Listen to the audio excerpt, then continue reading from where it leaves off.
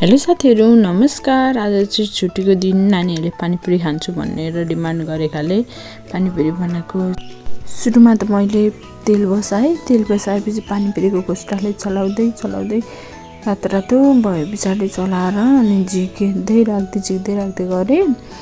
अनि त्यसपछि मैले आलु उसिनेको आलु तासेर ओरेर राखे। अनि त्यो आलु माथि प्याज हाले सुरुमा त, अनि त्यसपछि कालो नुन अनि मसला हाले, पानीपुरी मसला। त्यसपछि थोरै अजिना अलिकति हो कि त्यस्तो धेरै हालिन, नानीहरूले खाने हो, नानीहरूलाई असर गर्छ धेरै अजिना, त्यस्तो अजिनाहरू धेरै हाल्दाखेरि। अनि त्यसपछि यतिको बनाइसकेपछि सादा त्यस्तो धेरै चाउचाउ केही नहालिकन बनाएको। नानीहरूले खाने हो नि, त्यस्तो खाँदैन नि त। अन्त पानी हालिसके पछाडि पानीमा पानीपुरी मसला हाले, कालो नुन अलि हाले, अनि अमिलो मजाले निचारे हो रे। अब चुक भन्दा पनि कागतीको अमिलो राम्रो हो नि त, चुकले त अलिक असर गर्छ नि त। अनि चलायो रे। अनि त्यसपछि थोरै धनियाँ पनि हाल्यो, हरियो धनियाँ हालिसकेर एकछिन चलायो रे, मजाले घोलियो।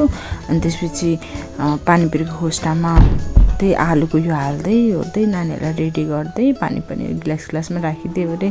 नानीहरूले चाखे। अनि त्यसपछि खाए, दुईजनालाई नि खुवाए। हेर्नु भान्जाले मुखमा अटाउन नसकेर नानी त खाँदैछन्।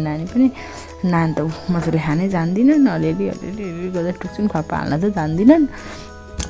हस्त साथीहरू, धन्यवाद मेरो भिडियो हेरिदिनु भएकोमा सबैजनालाई। By by.